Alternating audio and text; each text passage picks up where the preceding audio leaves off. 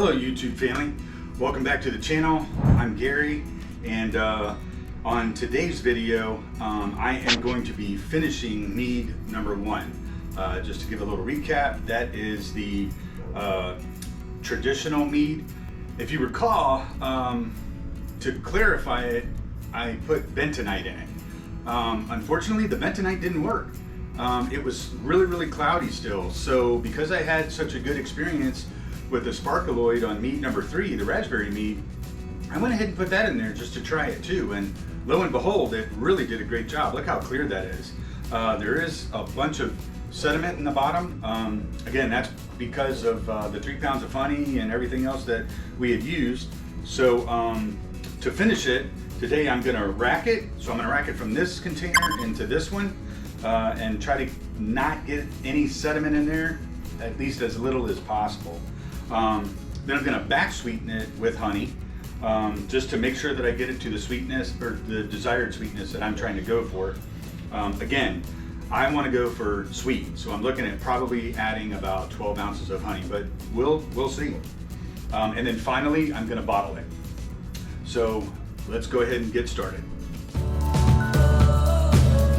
Is this cool or what? I mean, this is awesome. Okay, so I'm going to try to keep this one as high as possible. Like I said, I don't want to get this sediment here on the bottom. I've got my cap on the end, which should hopefully minimize the amount of sediment that I actually do get.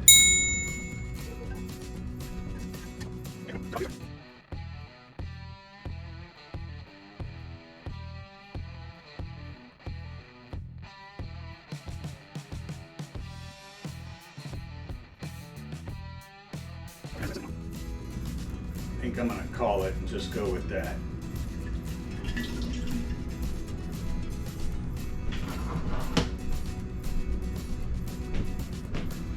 All right, I'd say we did pretty good there.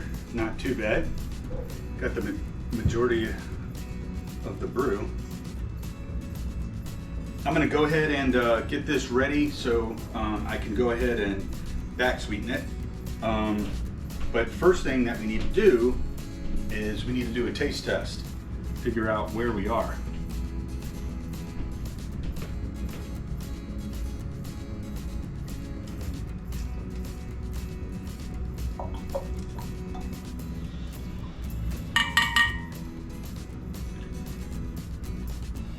Oh wow, I can really smell the honey in this one.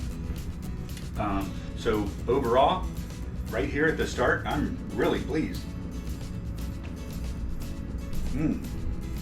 Very good. All right.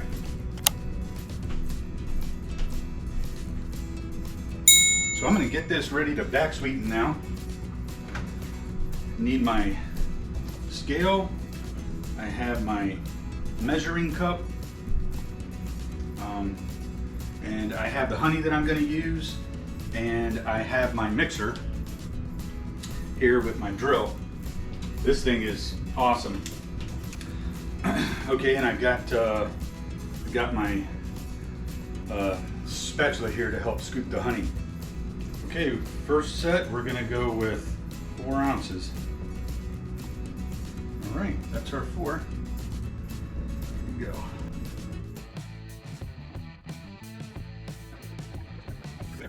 So that's our 4 ounces.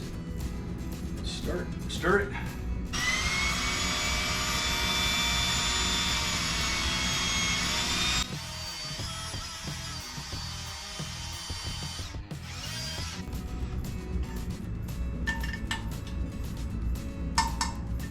All right, let's taste it.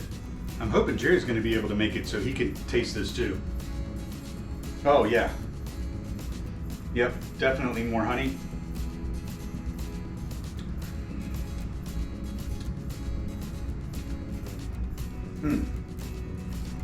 It's not bad. Yeah, I think I'm going definitely with another 4 ounces, but to be honest, that might be as high as I need to go. Like I said, I'm going for sweet, but I don't want to be too sweet.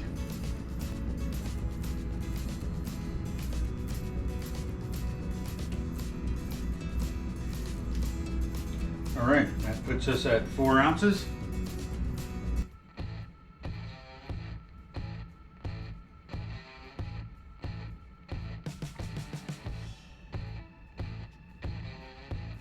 And stir it.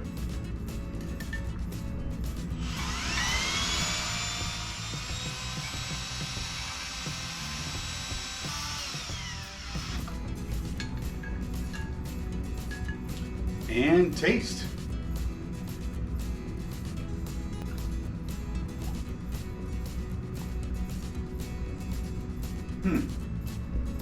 Good, but I might have to put in the other 4 ounces. My concern is going too far. You know, this is my first traditional mead, so I don't really have anything to gauge by to know if this is too sweet or not. So according to the backsweetening scale, you're supposed to add 4 ounces, 8 ounces, or 12 ounces. I kind of feel like the 8 ounces might be good. You know, I think I might leave it there. I don't want to over sweeten it. If Jerry comes later, I'm hoping to have a little bit left over so he can do a taste test and give me his 2 cents. Like I said, I think I'm going to go with what I got.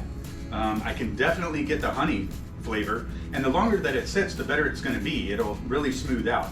I'm going to call it and say that is done. I've racked it, I've back sweetened it, now I'm going to bottle it.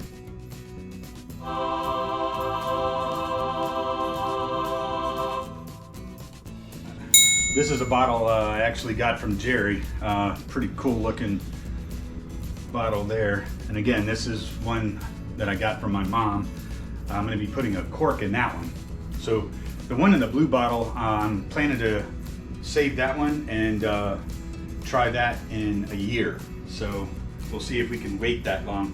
I didn't mention it before, but this is an auto siphon, and basically it's a siphon to move the mead from one container to another. You saw that when I racked it to start the video. But with this additional attachment, this is a bottle filler here, and it's got this release valve.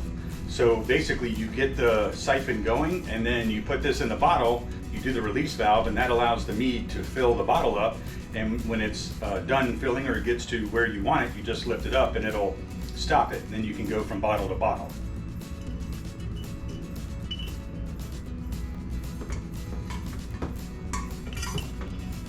The tricky part with this blue bottle is to be able to see the liquid as it fills it. Okay, so see that? It stops it. And then I'm going to put it in this bottle. And when I push that valve, just let it sit there, it'll start to fill that bottle. I don't know what size bottle that is, but obviously that one's pretty large. These 3 over here are 16 ounce, so I know this is going to take a pretty good portion between that wine bottle and that, and then we'll fill these 3 here. The bubbles that you see in there is actually from sanitizing these using the Star San, and that's completely 100% safe.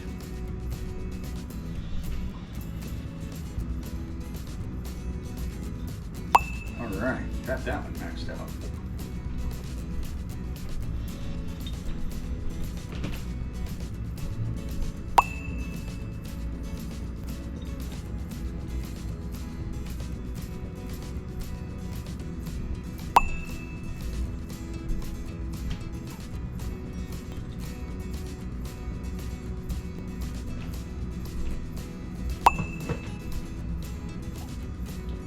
Look at that. Wow, perfect. And very little left in the carboy. That's nice. But enough to taste. All right. Okay, I'm gonna go ahead and get these self-sealing bottles done.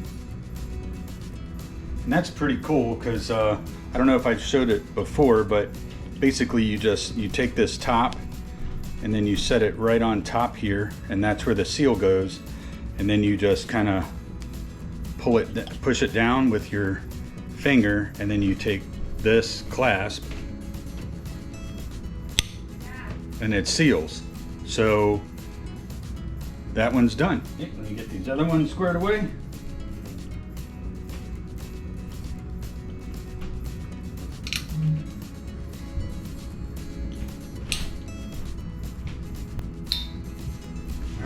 looks like it's sealed good. And then the cool one, this is the corker right here. This is a number 9 synthetic cork. I prefer the synthetic corks because real corks, you actually have to leave the bottle turned sideways as you store it to keep the cork moist. Otherwise it'll dry up and could actually cause your meat to ruin because air can get in. Whereas a synthetic cork, you don't have to do that.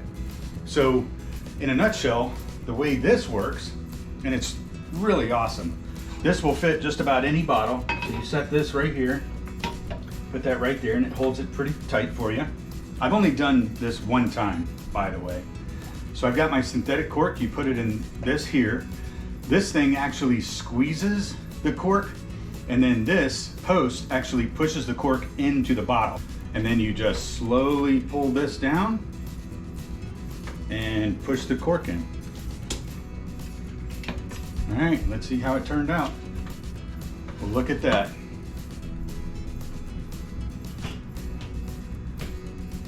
I'd say that turned out good. All right. Okay, that's all of the mead right there. So mead number 1, the traditional, the first traditional that we've ever done is 100% complete. I think it turned out perfect. I'm really pleased with the product. I think it's turned out really nicely. It's turned out pretty clear. And the taste is actually good. It doesn't have that dry alcohol taste, which I was really trying to avoid. So thank you guys for watching. Hopefully you guys have enjoyed the mead adventure with me. Again, if you enjoy this, please hit the like button if you haven't already. Of course, if you subscribe, Jerry and Dawn would really appreciate it. Share the video. It really helps their channel and it's free. And please hit the notification bell so you'll be notified anytime Jerry and Dawn upload a video. Again, I'm looking for suggestions for mead number 4 or mead number 5. Had several suggestions already. I think Jerry and I have made a decision, but I'd love to hear what you guys have to say, and let me know if I'm doing something wrong or right or whatever. This is all brand new to me. It's been really fun so far.